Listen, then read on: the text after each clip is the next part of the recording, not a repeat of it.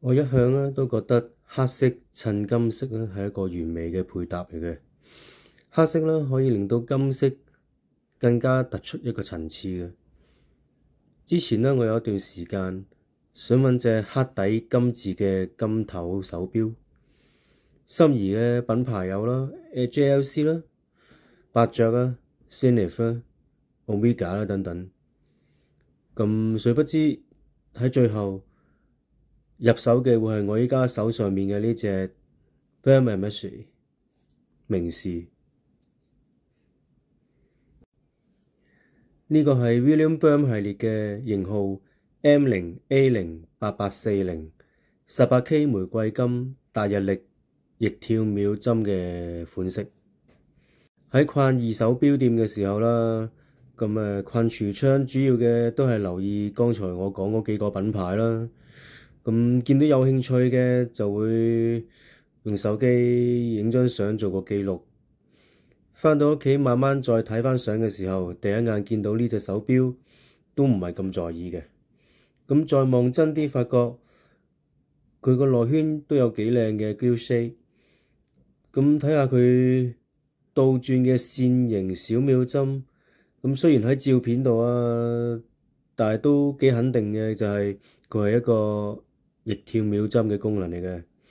再加上12點鐘嘅大日曆窗啦。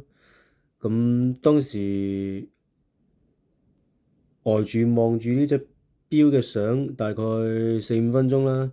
咁之後我都幾肯定我會買呢隻錶噶啦。錶嘅直徑咧41mm，厚度啦大概10mm， 18K 玫瑰金嘅錶頭，咁係 William Baume 嘅系列，限量179隻。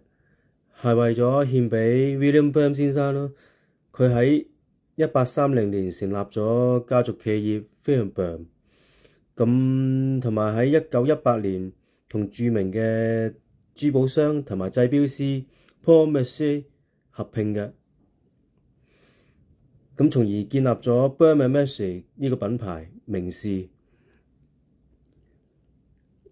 咁呢隻腕錶啦係喺2009年發布嘅。係為咗紀念原公司咧成立179週年嘅。咁唔知道179對於呢個品牌有咩特別嘅意義啦？咁點解係179唔係178又唔係180咧？咁成隻錶個錶盤睇嚟只不過係得兩種顏色嘅啫，咁分別就係黑色啦同埋金色，但係層次好豐富啦，唔覺得單調嘅。咁其實睇得出名仕啦，喺呢隻錶上面花咗唔少嘅心思嘅。咁成個錶盤啦，總共分開4層嘅喎。錶盤嘅最外層啦，咁就設有咗分針嘅刻度啦。之後嘅一層啦，就係一個 apply 嘅字條 index。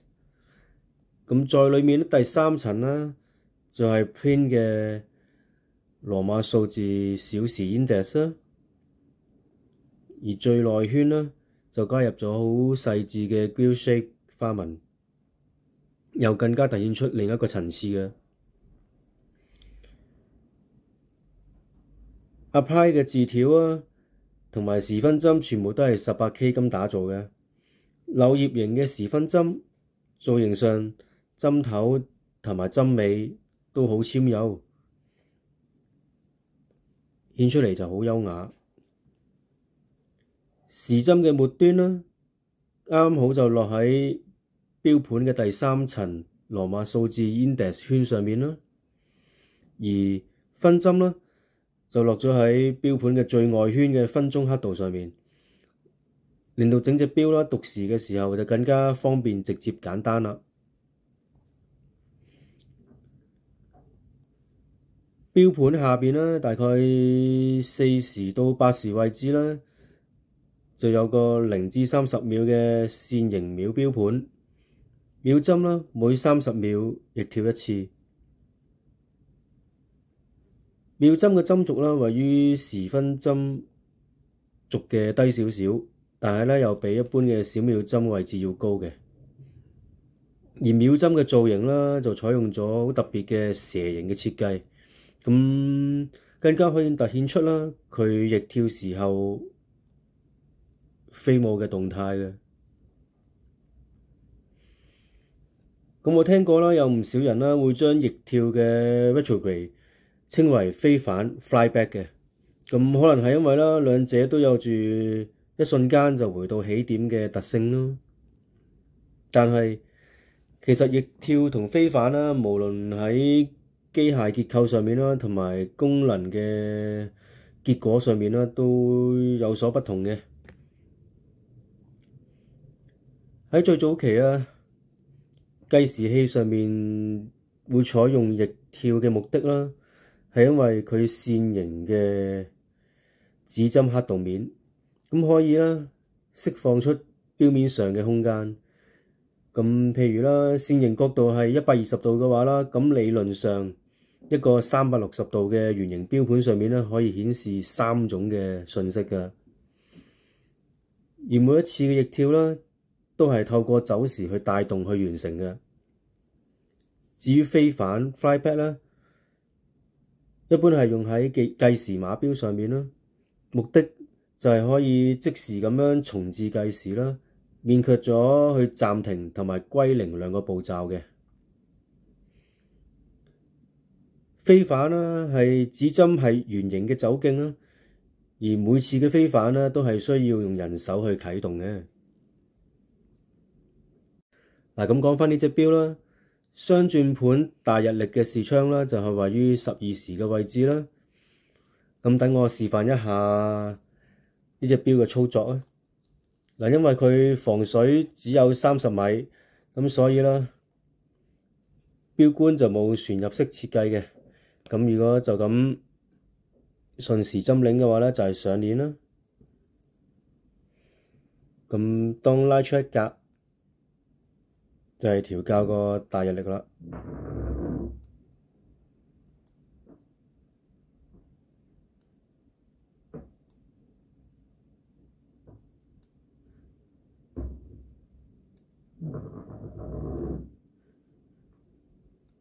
係啦，咁拉出兩格啦，就係調校時間咯。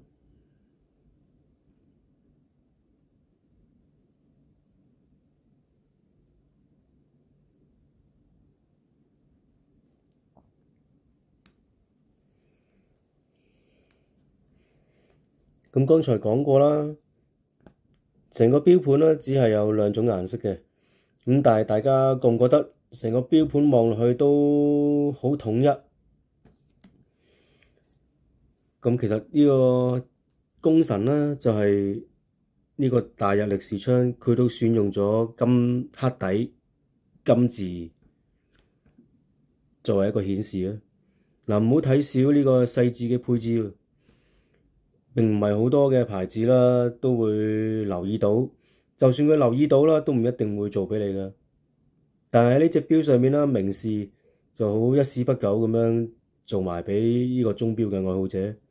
試想像一下，如果呢個錶盤用上咗白底黑字嘅大日曆，嗰種違和感就好似揸咗個 Tesla 入去油站，又或者好似用筷子食西冷扒咁樣破壞晒成隻錶嘅錶盤嘅結構㗎。玫瑰金嘅錶殼啊，加上黑色嘅錶盤，真係完美嘅配襯。而錶殼旁邊呢，都有一個拉絲嘅處理嘅，但係佢拉絲嘅方向呢，就唔同一般水平圍住圓周咁嘅拉絲嘅方向，而係咧垂直咁樣由錶面去到錶底嘅方向，咁比較特別啦，同埋比較花功夫嘅。再加上呢4隻，我形容為一個好似蜘蛛爪形狀嘅錶耳啊，咁賦予咗成隻錶一種神秘感之餘啦，又散發出一種好剛強嘅氣勢。我仲覺得啦，佢有一種暗黑嘅英雄感添㗎。咁反轉個錶底啦，可以見到佢一個透底嘅設計啦，可以欣賞到佢 La Superhe 嘅3533自動上鏈機芯啦，真頻28800，42小時嘅動力儲存，有一個明仕嘅 logo 喺個自動舵上面嘅。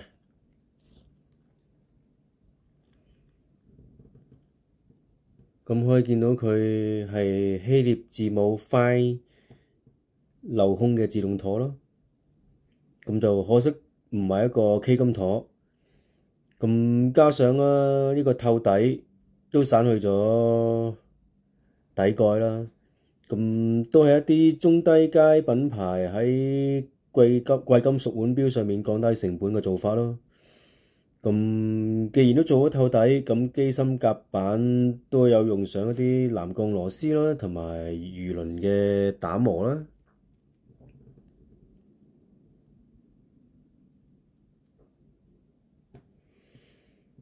鱷魚皮錶帶咁就冇乜特別嘅，咁就配上咗一個18K 嘅金扣。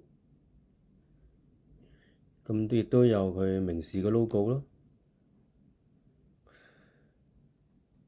同樣啦，咁佢為咗降低成本啦，反轉呢個針扣，咁見到啦，佢雖然係實心啊，但係都偷空咗嘅。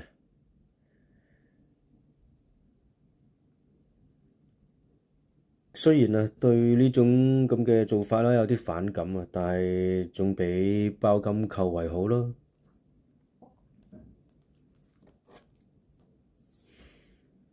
咁明仕作為一個中階嘅品牌啦，咁可能有啲人會覺得係中下啦。咁注目度一向都比較低嘅。咁而呢隻錶啦，錶面同埋錶殼設計上面啦，都好富有層次啦，又有手工，又有功能，更加係貴金屬。我覺得啦，完美咁樣配合得天衣無縫啦。明仕係花咗唔少心思嘅，用好大嘅誠意去打造呢隻紀念嘅腕錶。咁其實真係嘅，喺未見到呢隻錶之前啦，我其實從未諗過自己會入手明仕嘅腕錶嘅，而且仲係要一見鍾情嗰隻添。嗱，咁今次咧就同大家分享咗呢隻明仕玫瑰金大日曆逆跳秒針嘅腕錶。咁大家喜歡嘅話啦，麻煩 like、subscribe、share、comments 啊！希望下條片可以再見到大家，拜拜。